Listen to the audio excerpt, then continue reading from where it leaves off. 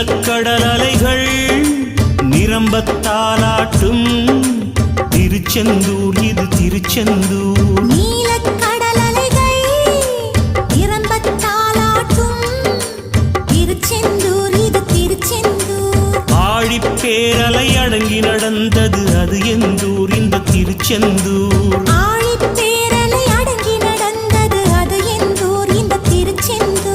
திருச்செந்தூர் இது திருச்செந்தூர்.